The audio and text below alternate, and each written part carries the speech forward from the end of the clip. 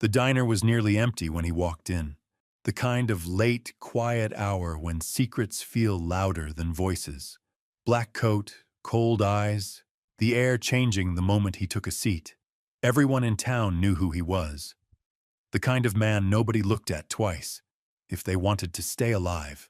But the waitress did, not because she was brave, but because she noticed something no one else did. His hands were trembling, his breathing uneven, a strange color creeping up his neck, poison. One look at his cup, one whiff of the bitter scent, and she understood. Someone was trying to kill him. Someone close. His vision blurred as he tried to stand, the room spinning, darkness closing in. "No, look at me," she said, voice steady despite the terror in her eyes. Before he could collapse, she grabbed his face, lifted it toward hers, and pressed her lips to his. The entire diner gasped. To the world, it looked reckless, shameless, insane. But she wasn't kissing him. She was forcing him to breathe, pulling the poisoned air out of his lungs before it stopped his heart. When she pulled away, he collapsed into her arms, alive, shaking, confused. And in that moment, as his men stormed in, guns drawn, the Mafia boss realized the truth. No ally had ever saved his life like that. No enemy had ever come that close. And no woman had ever changed his fate with a single breath. What happened after that night reshaped both their destinies. Stay with me until the end, because what happened after that kiss will make you rethink loyalty, love, and danger itself. Before we begin, don't forget to like this video, hit subscribe, and comment where you're watching from. Now, let's get started. Her name was Elena Martinez, and she had worked the night shift at Russo's diner for 3 years without a single incident. She served coffee to truckers, comfort food to insomniacs, and silence to those who needed it most. The job paid enough to cover her small apartment above the bakery and her nursing school classes during the day. Nothing about her life suggested she would ever cross paths with Vincent Torino, let alone save him from assassination. Vincent controlled half the city's underground operations from the shadows. Drug routes, protection rackets, money laundering. His name was whispered in back rooms and boardrooms alike. Politicians feared him. Rivals respected him. Police pretended he didn't exist. At 34, he had built an empire on calculated violence and absolute loyalty, demanding both from everyone in his circle. But empires built on fear have cracks that run deeper than their foundations. That Tuesday night started like any other for Elena.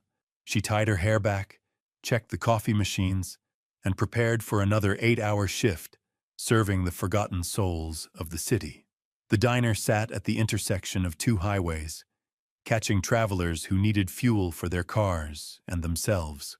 She had memorized the patterns: who ordered what, who paid cash, who lingered too long over cold food. She didn't recognize the man who walked in at 11:47. Vincent rarely visited places like this. His usual haunts were exclusive restaurants with private dining rooms, places where conversations happened behind closed doors, and every waiter had been thoroughly vetted. But tonight was different.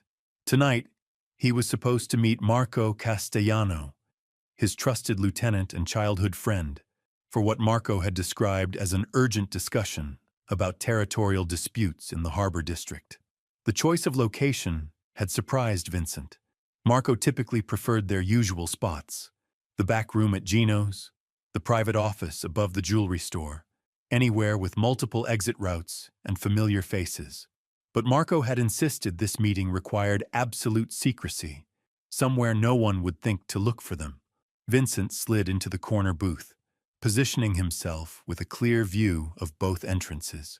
His dark coat remained buttoned despite the diner's warmth. Elena approached with a coffee pot and that practiced smile she reserved for customers who looked like they carried trouble in their pockets. "Coffee?" she asked, already reaching for the cup. Vincent nodded, studying her face. She was younger than most night shift workers, maybe mid-20s, with intelligent eyes that seemed to notice everything while pretending to see nothing. Her movements were efficient but gentle. The kind of person who had learned to navigate difficult situations without creating waves. She poured his coffee and set down a small pitcher of cream. "Are you waiting for someone?" "Yeah. Should be here any minute." Elena nodded and returned to wiping down tables, but something made her glance back at the man in the corner booth. Maybe it was the way he held himself, coiled tension disguised as casual posture. Maybe it was how his eyes never stopped moving, cataloging every person, every shadow, every potential threat. Or maybe it was simply intuition, the same instinct that had kept her safe during 3 years of serving strangers in the middle of the night. Marco arrived 15 minutes later, carrying 2 paper bags from the Italian restaurant down the street.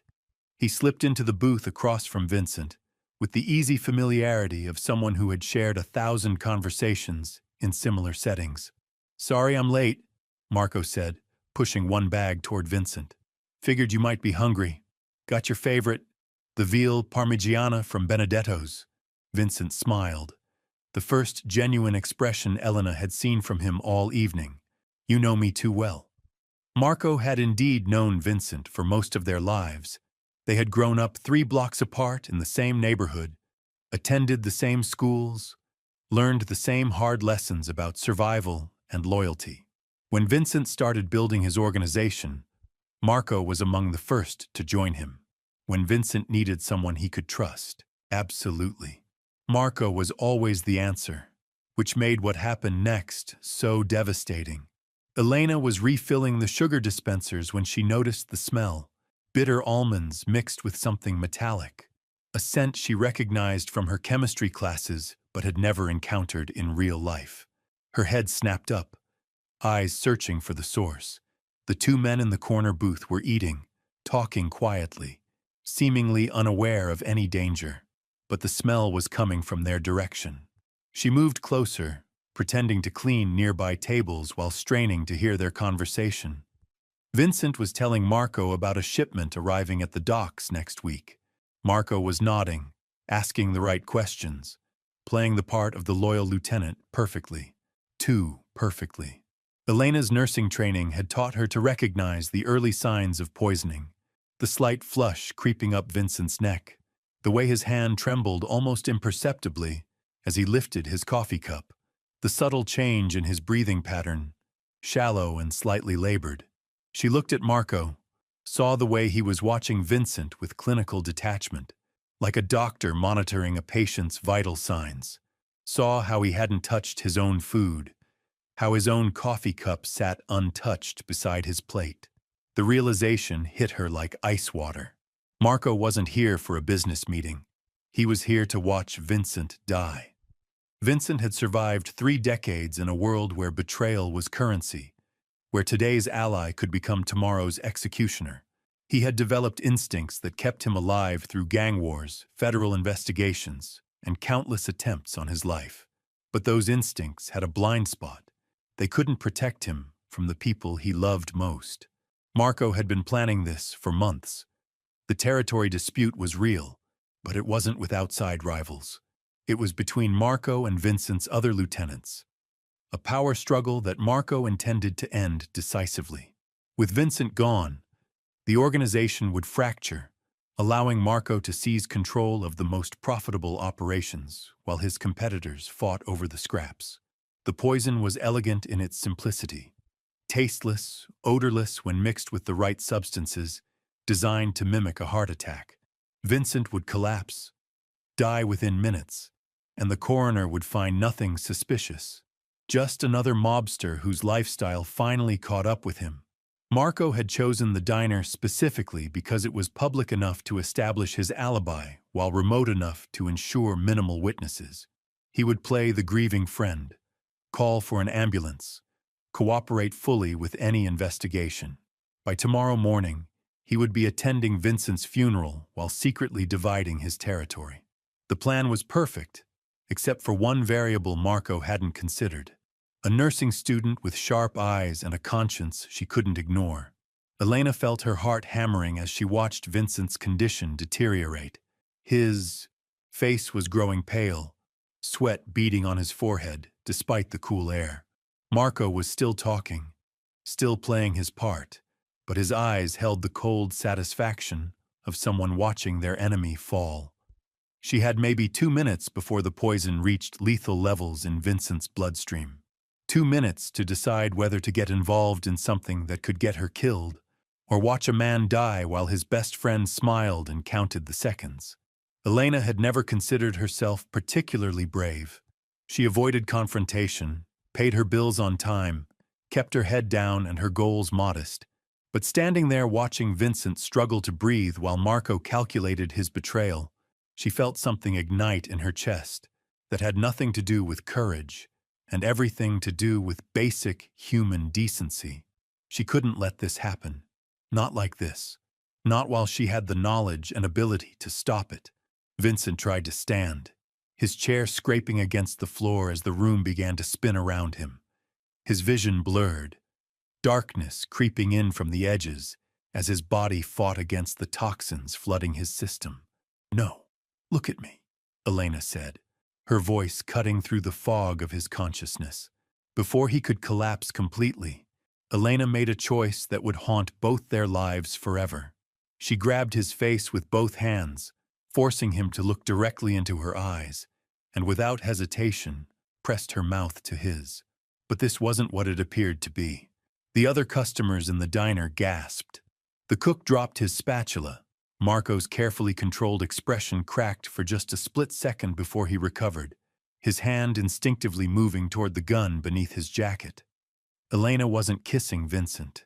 She was performing an emergency procedure she had learned in her medical training, forcing him to exhale the poisoned air trapped in his lungs before it could finish killing him. She breathed into him, pulled back to let him expel the toxins, then repeated the process. Her lips tasted the bitter residue of almonds and chemicals, confirming her worst fears about what Marco had done. Vincent's eyes widened as consciousness flickered back. His body convulsed once, twice, then he collapsed into Elena's arms, gasping for air, but unmistakably alive. "Call 911, Elena shouted to the cook, never taking her eyes off Vincent. "Poison! Someone poisoned him." Marco stood slowly, his face a mask of concern that didn't quite reach his eyes. "What are you talking about?" Vincent just collapsed. "Maybe his heart, his coffee," Elena interrupted, her voice sharp with certainty. "Check his coffee cup.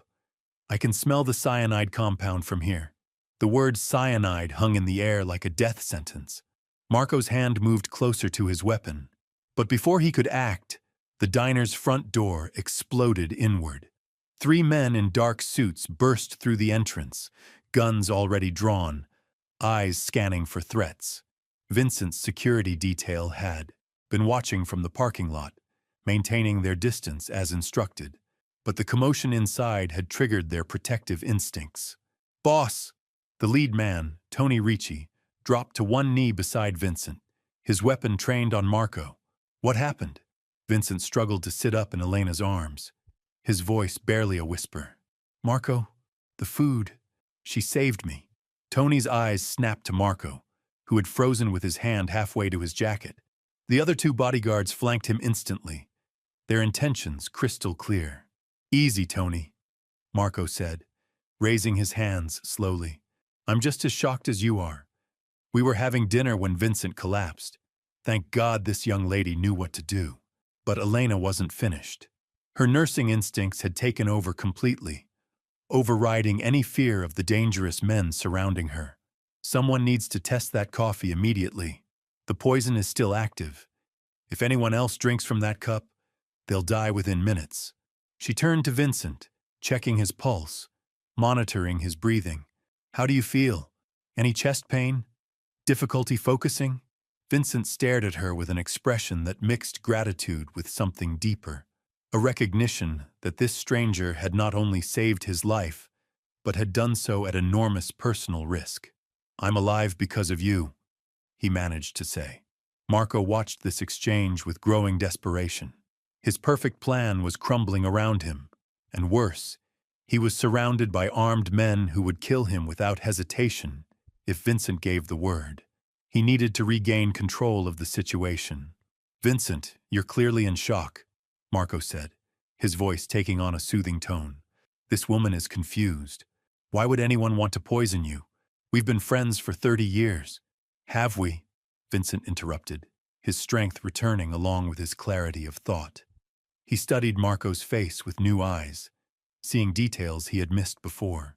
The slight nervousness, the way Marco had insisted on this specific location, how Marco had brought the food from outside instead of ordering from the diner. Elena stood slowly, her uniform stained with coffee and her hands still shaking from adrenaline. "I need to wash my hands and mouth," she said. "That poison is still on my lips." Tony gestured to one of his men. "Sal, go with her.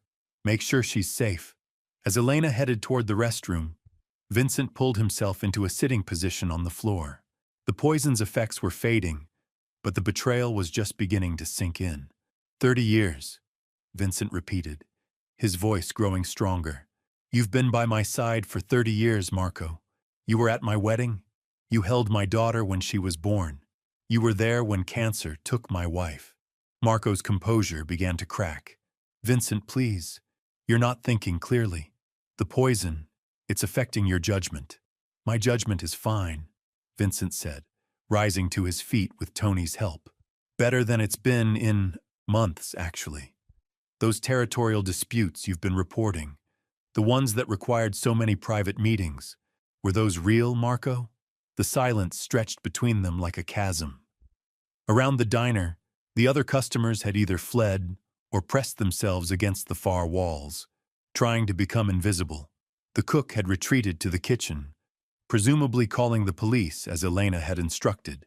Marco's hand twitched toward his weapon again, but he was outnumbered and outgunned. His only chance was to maintain his innocence until he could find an opportunity to escape. "I don't know what you're implying," Marco said carefully.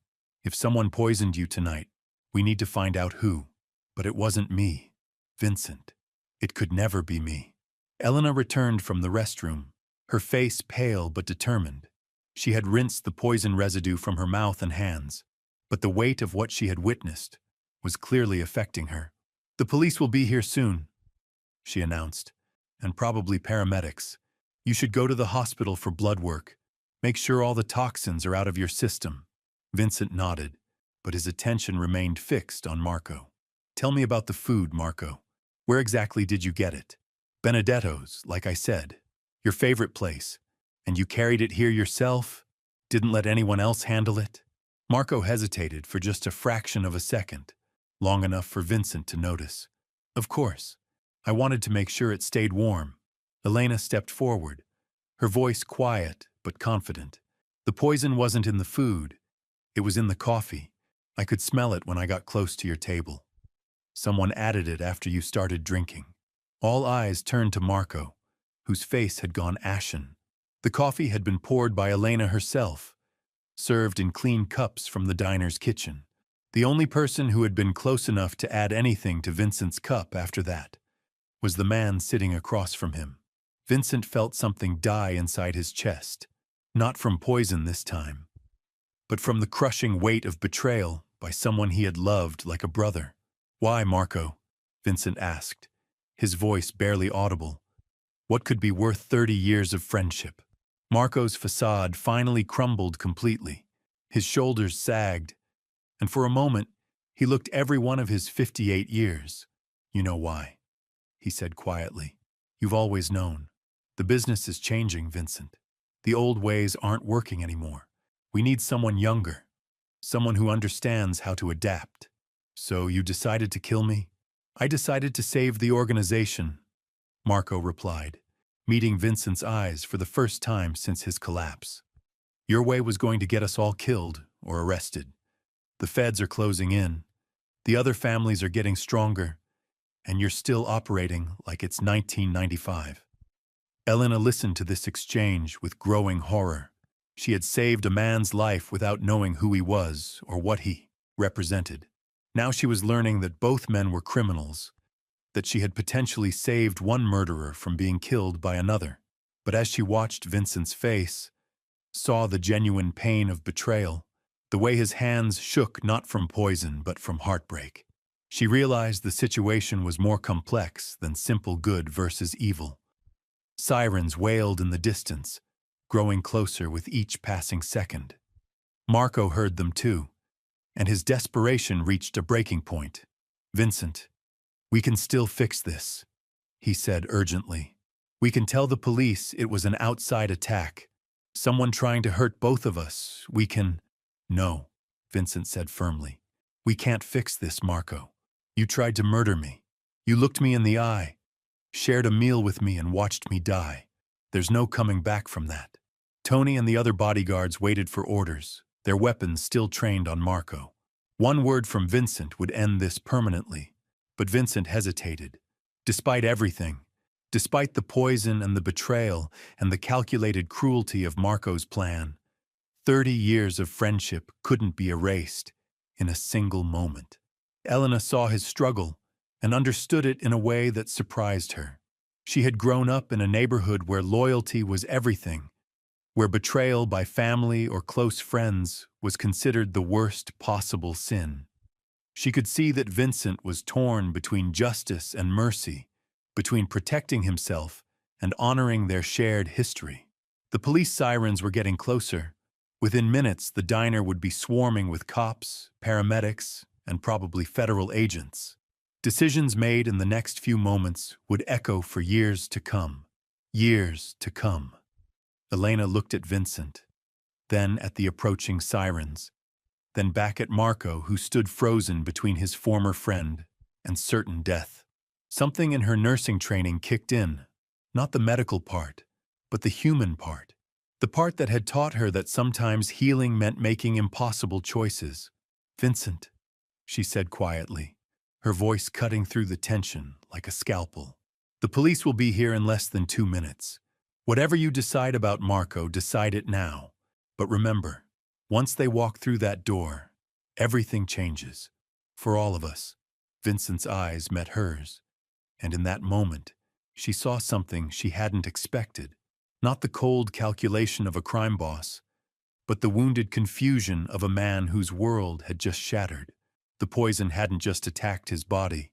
It had destroyed his ability to trust his own judgment. Marco seized on the hesitation. "Elena's right, Vincent. We need to think about this logically.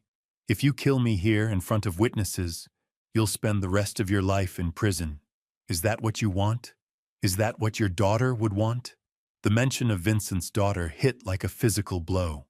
Elna saw it in the way his shoulders tensed, the way his breathing changed.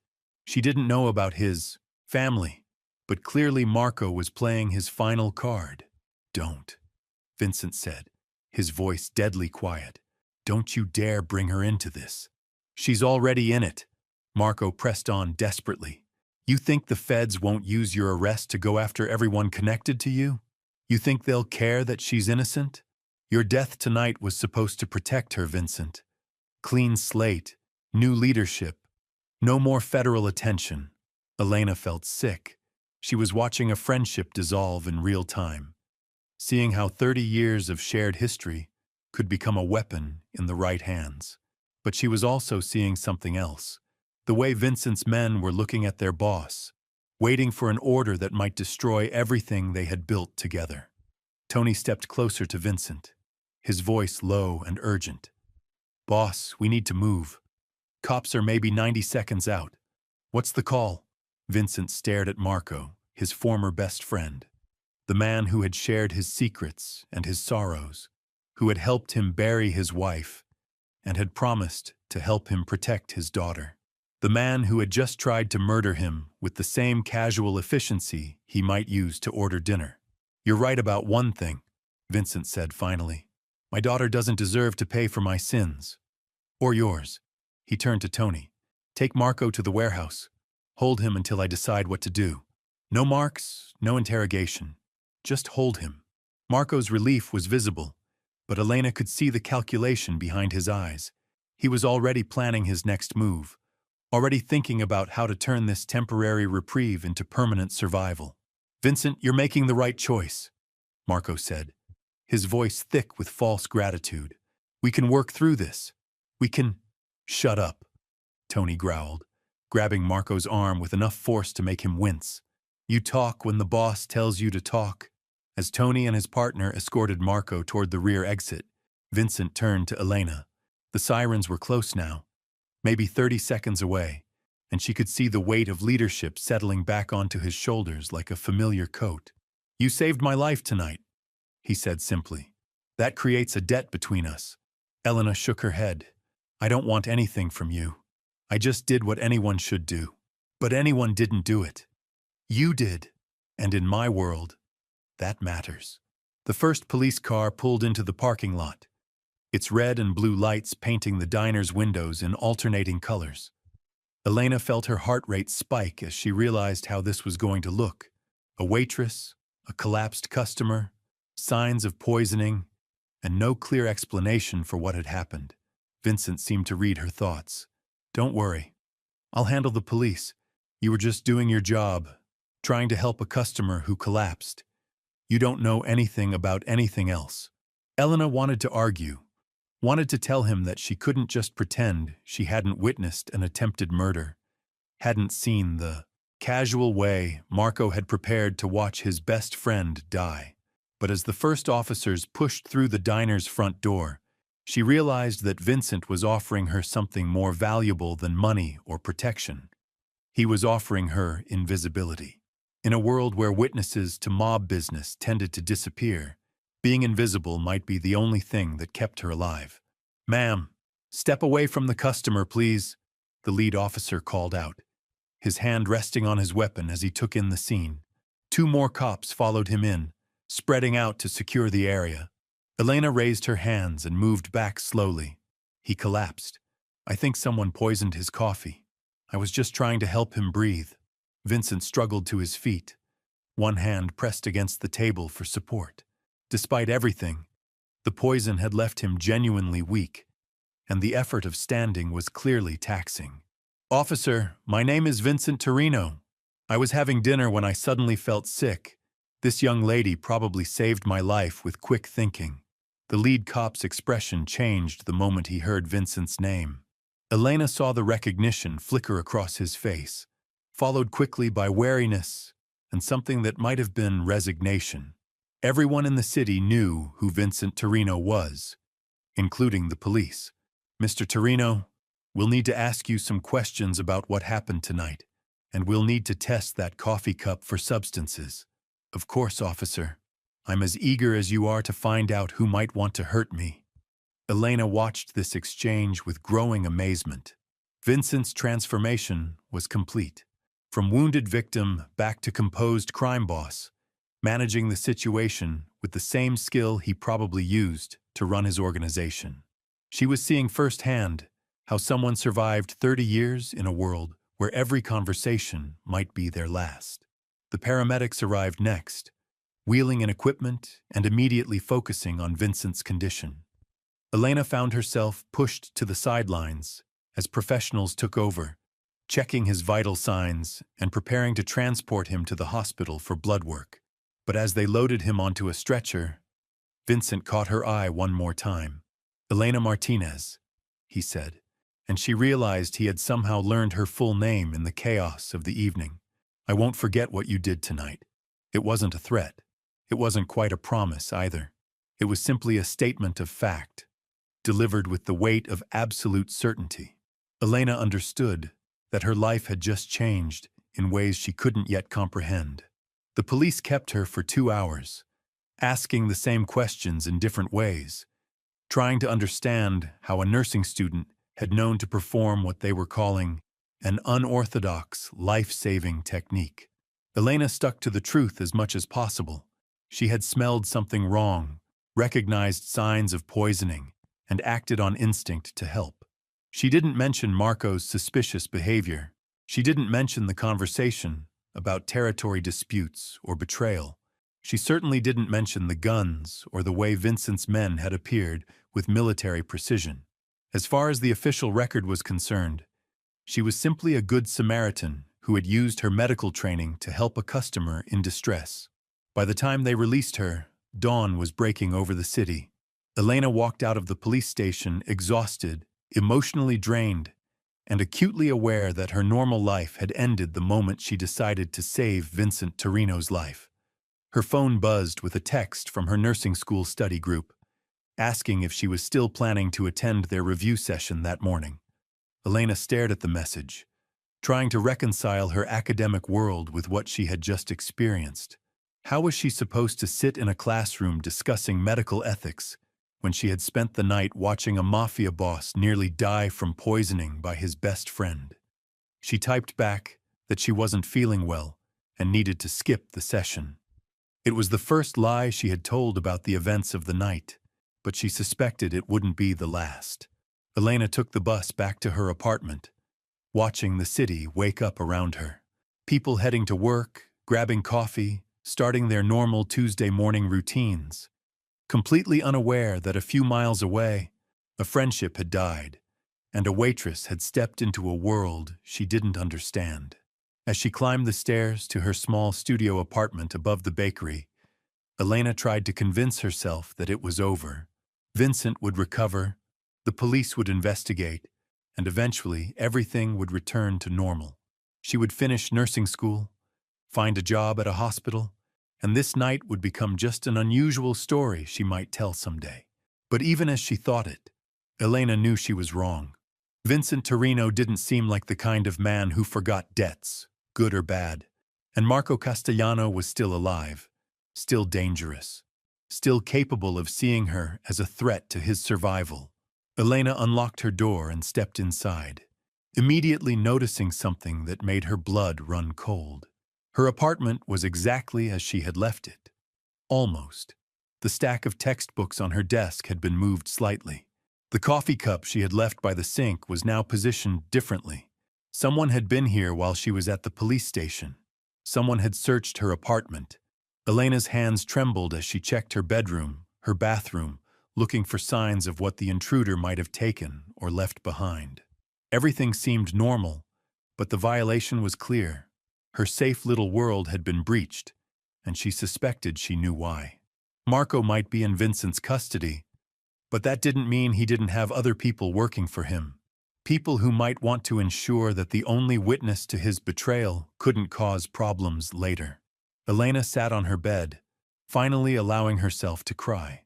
Not from fear, though that was certainly present, but from the overwhelming realization that her choice to save a stranger's life had pulled her into a conflict she couldn't understand, much less navigate safely. Her phone rang, startling her. The number was unfamiliar, but something made her answer. "Miss Martinez?" The voice was polite, professional, with a slight accent she couldn't place. "Yes? My name is Vincent Torino. I believe we need to talk." Elena's breath caught. The voice was weaker than it had been in the diner, strained from the night's events, but unmistakably his. "Mr. Torino, someone searched your apartment while you were with the police. My people have been watching your building since you left the station. You're not safe there anymore." The simple statement hit Elena like a physical blow. Her worst fears were confirmed. Saving Vincent's life had painted a target on her back that she couldn't simply wash away. "What do you want from me?" she asked, her voice barely a whisper. "Right now, I want to keep you alive. Long term? That's more complicated." Elena closed her eyes, feeling the weight of her new reality settling around her like chains. "I just wanted to help someone. I didn't ask for any of this." "I know," Vincent replied, and for the first time since she'd met him, his voice carried something approaching gentleness. "But sometimes the right thing and the safe thing aren't the same. You chose right. Now let me help you live with the consequences." A black sedan pulled up outside her window as if summoned by his words. Elena watched through her curtains as two men in dark suits stepped out, their eyes scanning the street with professional efficiency. "There's a car waiting downstairs," Vincent continued. "My men will take you somewhere safe while we figure out how to handle Marco's people. This isn't a request, Elena. It's the only way you survive what comes next." Elena looked around her small apartment, at her nursing textbooks, her carefully organized life, her dreams of a quiet career helping people heal. All of it felt suddenly fragile, as temporary as morning frost. "And if I refuse?" Then I'll respect your choice, but I won't be able to protect you from the consequences. Elena understood. Vincent was offering her a lifeline, but it came with strings attached. Strings that would bind her to his world in ways she couldn't yet imagine. She grabbed her purse, her nursing textbooks, and the photo of her parents from her nightstand. Everything else could be replaced. I'm coming down, she said into the phone. Good.